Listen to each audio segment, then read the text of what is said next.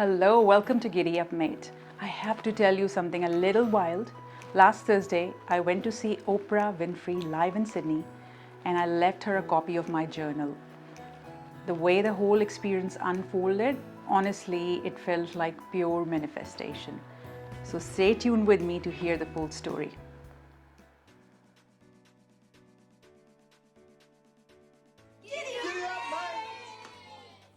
Oprah Winfrey needs no introduction. We all know her as one of the most influential women and thought leader that the world has seen. And I'm totally in love with her. I adore her teachings. I admire her as a spiritual guru. Oprah hasn't been to Sydney in like 10 years. At the start of this year, I put Oprah on my vision board. And voila, this year, the year she's on my board, she suddenly returns. And how I found out that she was visiting is another story of pure coincidence and chance that I'll share with you at some time in future. And this part gave me chills. On my vision board, Oprah is sitting next to a woman, and that woman looks almost exactly like Melissa Doyle, who hosted her in Sydney. And both Oprah and that lady on my vision board are wearing the same color-themed outfits as they were in Sydney last week in the show. Wow. So sitting there, watching them together on the stage, having a conversation, it felt like my vision board had literally come alive. Now the atmosphere that night was unbelievable. There were about 7,000 people in the arena, all ages, all backgrounds, all walks of life. And somehow the room felt so intimate. When Oprah walked on the stage, the entire energy shifted. She is humble, she's funny, she's grounded, and she's so deeply, deeply present. I had bought a copy of the guided journal that I have been creating to share with Oprah. It took me some courage, but I left it for her at the reception. I don't know what will happen, but I love the idea that maybe one day that journal sits in her private gallery, or at least in her hands. And for me, leaving that precious creation of mine, the very first print of my journal with her was special and like I said, a moment of courage and faith. Throughout her session, Oprah kept mentioning that she has always been very conscious in terms of listening to her intuition, listening to the quiet whispers that we as humans get, and sometimes we pay attention, sometimes we ignore them, but Oprah said that she has been always really, really good at listening to her whispers, and she encouraged all of us to follow the same path in terms of being aware of ourselves, listening to our intuition, following our heart, and everything else will fall in place in due course. One of my favorite parts of the night was when Oprah talked about Sydney. Hugh Jackman told her to go to Bill's in Bondi Beach. So she went, she loved the ricotta pancakes there, and she went back again the next day. And she did the full Bondi coastal walk. She even mentioned the names of people she met along the way in the last few days. And that just shows how humble and connected she really is. When she shared a story that touched everyone in the room, it was years ago when she had a driver, a man who barely spoke, and he was very quiet, reserved, almost shut down. Most people would ignore that, but Oprah didn't. She paid attention. She got curious about him as a human being. And over the next few days she spent with him, she slowly got him to open up. And on the last day, she handed him a bag for his wife. And she said, please give it to your wife. And she used the name of his wife.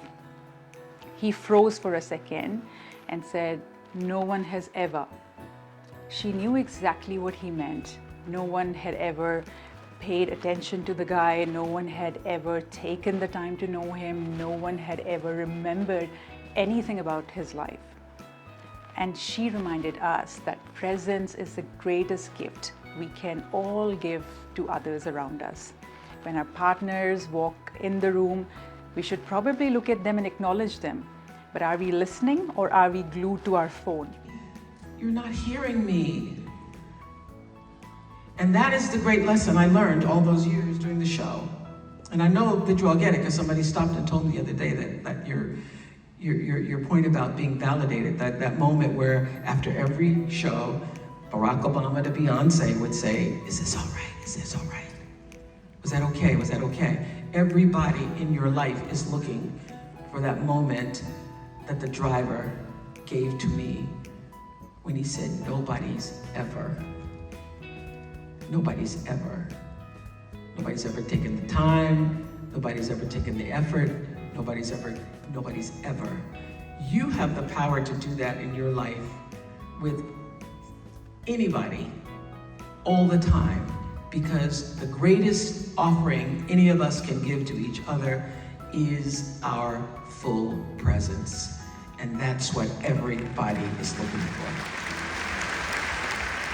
She also shared stories from her early career in television, how producers made comments about her looks, her eyes, her nose, her hair. She didn't even realize that some of those were rooted in racism. She just thought she wasn't pretty enough. She kept going. She kept showing up, and that steady resilience is why she's Oprah today. Another moment that touched me deeply was her story about her father. He was 89 and really wanted to make it to 90. He had a really bad cancer, and when he was about to die, he said, "I can't believe that I'm dying at 89. And Oprah said gently, "So many people don't even reach 89. What a blessing to have come this far." It reminded me that every day we wake up is a blessing. Every breath is a privilege. Life is happening right now, and we have to cherish it. And I will usually sit in the window and meditate.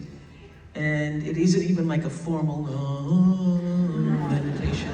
It just is sitting quietly with myself, taking in the fact that I get to breathe another day. I mean, we get to breathe another day. And when you think of the miraculousness of your being here, it's so extraordinary. It's just so extraordinary. So I walked out of that theater feeling full, inspired, grounded, emotional, and so thankful for the path I'm on. Seeing Oprah, someone I put on my vision board just months ago, standing right in front of me, felt like the universe whispering, "Keep going, you're on the right track." And that's what Oprah always encourages people, to pay attention to their whispers. Thank you for listening to my experience of seeing Oprah live in Sydney. Hope I was able to spread a little bit of inspiration in your life. Giddy up, keep going, and I'll see you in the next one. Bye for now.